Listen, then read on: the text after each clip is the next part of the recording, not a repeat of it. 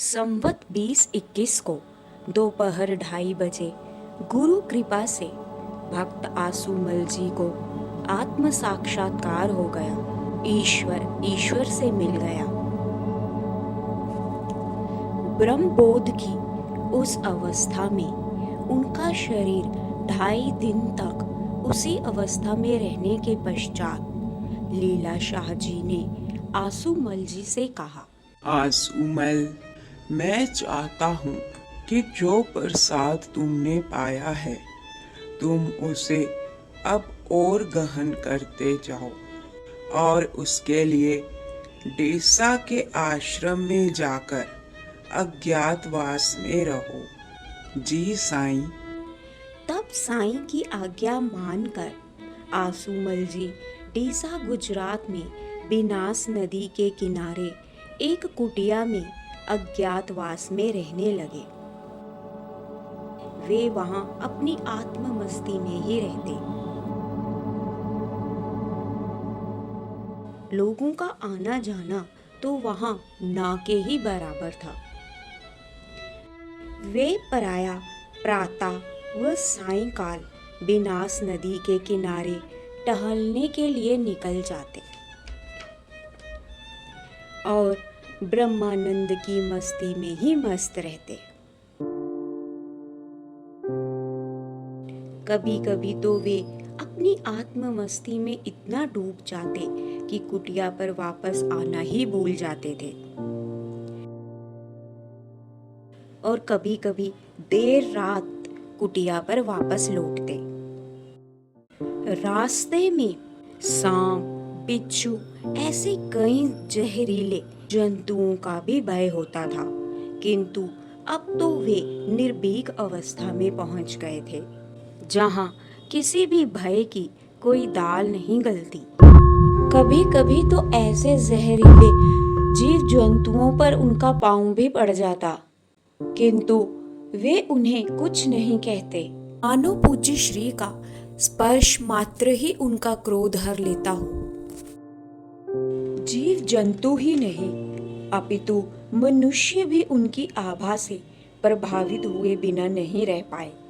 एक बार जब पूज्य श्री अपनी आत्म मस्ती में ऐसे शराबियों की बस्ती की ओर चल पड़े जो किसी को भी मारने में जरा भी संकोच नहीं करते थे, तब उन शराबियों में से एक शराबी उनके सामने आ जाता है और उनका रास्ता रोककर उन्हें धमकाने लगता है। यहाँ क्या कर रहे हो? पता है ना, यहाँ आना मना है। चलाऊं ये दार? चलाऊं? जैसी उसकी मर्जी। पूज्य श्री उससे तनिक भी भयभीत नहीं हुए। उल्टा वह शराबी ही उनकी ओरा मात्र से ऐसा प्रभावित हुआ कि उनके चरणों पर गिर पड़ा और गिड़गिड़ाते हुए बोला, मुझे क्षमा कर दीजिए, आप तो बहुत बड़े संत लगते हैं, मुझसे बहुत बड़ी भूल हो गई। डीसा के इस अज्ञातवास के दौरान वे सादा भोजन ही करते थे। मुख्यतः रात को भिगोए चने और मूंग ही खा लेते। तब एक बार उनके मन में एक विचार उत्पन्न हुआ कि मैं तो स्वयं का ही खाता हूँ। तब मन में ऐसा विचार उठता देख वे ऐसे अहम भाव को गलित करने हेतु कहो मधुकरी करने का निर्णय ले लेते हैं। वे भिक्षा के लिए अनजान लोगों के बीच निकल पड़ते। नारायण नारायण। ओह बाबा, आप यहीं रुकिए, मैं अभी भोजन लेके आती हूँ। मधुकरी के दौरान कभी कभी उन्हें अपमान भी सहना पड़ता। नारायण हरि हरि बोल। क्या हरि बोल नारायण नारायण? बस पहला फुल्का चढ़ाया नहीं कि आ गए मांगने के लिए। अरे इतने हट्टे कट्टे हो, जाओ जाकर के काम करो और वहाँ जाकर के कमा के खाओ। आ गए बस खाने। ऐसे अहंकार को चोट लगता देख अत्यंत आनंदित होते, मानो मन को उलाहना दे रहे हों। और जैसे जैसे लोगों को पता चलने लगा कि यह तो लीला शाह जी के शिष्य हैं, तो वे सभी उन्हें भोजन करने के लिए अपने अपने घर बुलाने लगे। अब तो वह महिला भी जिसने उनका अपमान किया था, वह भी उनसे क्षमा याचना करने लगी। मुझे माफ करना साईं, मुझसे उस दिन गलती हो गई, मुझे ऐसे बात नहीं करना चाहिए था। सभी लोगों का ऐसा व्यवहार देख तथा अपने अज्ञातवास में पड़ रही खलल को देखते हुए उन्होंने मधुकरी न करने का ही निश्चय किया। और इस प्रकार सभी भीड़ से दूर अपनी आत्म मस्ती में डूबे हुए वे अपना अज्ञातवास बिताने लगे। किंतु जिस प्रकार गुलाब की सुगंध नहीं छुपाई जा सकती, उसी प्रकार सच्चे संत भी भक्त से छुपे नहीं रह सकते। इतने अज्ञातवास में रहने के पश्चात भी आखिरकार लोगों को उनके महान संत होने के प्रमाण तब मिलने ही लगते हैं जब एक बार वे अपनी कुटिया पे पधार रहे थे और रास्ते में कुटिया के पास वे भीड़ देखते हैं तो एक व्यक्ति से पूछते हैं, सुनो भाई, क्या हुआ है वहाँ? कुछ नहीं बाबा, वहाँ एक गाय मर गई है, बस वही सब लोग देख रहे हैं। अच्छा, यह जल ले लो और उस गाय पर छिड़क देना। और हाँ, यह बात किसी को मत बताना कि यह जल मैंने तुम्हें दिया है। ऐसा कहकर वे स्वयं कुटिया के भीतर चले जाते हैं और वह व्यक्ति जा कर के उस गाय पर वह जल छिड़क देता है। किंतु जैसे ही वह गाय पे जल छिड़कता है, वह गाय जीवित हो जाती है और उठकर चलने लगती है। यह देख सब लोग वहाँ हैरान हो जाते हैं। यो क्या है? यो कैसे हुआ? यो कैसे हुआ? यो कैसे अरे हुआ? सुनो, अरे सुनो, ये तुमने कैसे किया? यह बात किसी को मत बताना कि यह जल मैंने तुम्हें दिया है।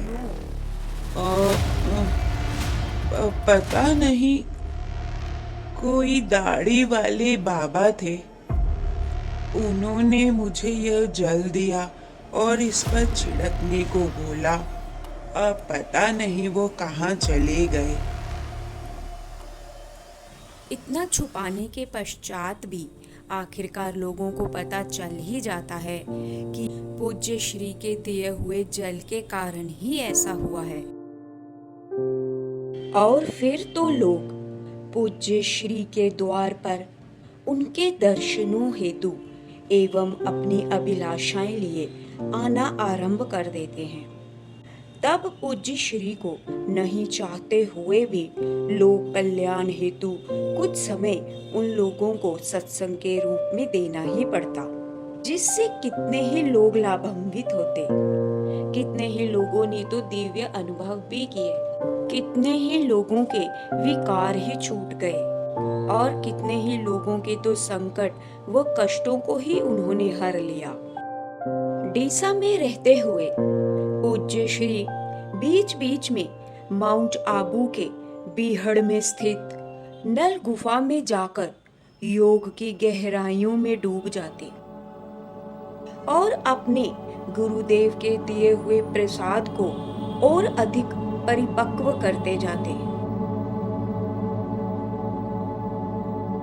कभी कभी पूज्य श्री को वहां दशकों से तपस्या कर रहे ऐसे योगी यतियों के दर्शन भी होते जो सदा अदृश्य ही रहते थे। और इस प्रकार पूज्य श्री को डीसा आश्रम में रहते हुए 7 वर्ष पूर्ण हो जाते हैं। एक दिन सत्संग के दौरान एक प्रश्न उठता है कि साधु और गृहस्थ में क्या अंतर होता है। वहां बैठे सभी लोग इसका उत्तर देने का प्रयास करते हैं, किंतु संतोषजनक उत्तर नहीं मिलने पर तब पूज्य श्री उन्हें इसका प्रत्यक्ष उत्तर दिखाते हुए अपने वस्त्र उतार देते हैं और केवल एक जांघिया में डीसा आश्रम छोड़कर चले जाते हैं। उनके जाने के पश्चात लोगों को एहसास होता है कि एक साधु मोह रहित होता है, उसे कोई ममता नहीं होती। जिस आश्रम में वे 7 वर्ष तक रहे, उसे छोड़ने में पूज्य श्री को पल भर भी नहीं लगा। वहीं एक गृहस्थ मोह ममता में फंसा रहता है और उसके लिए ऐसा करना तो दूर, सोचना भी असंभव है।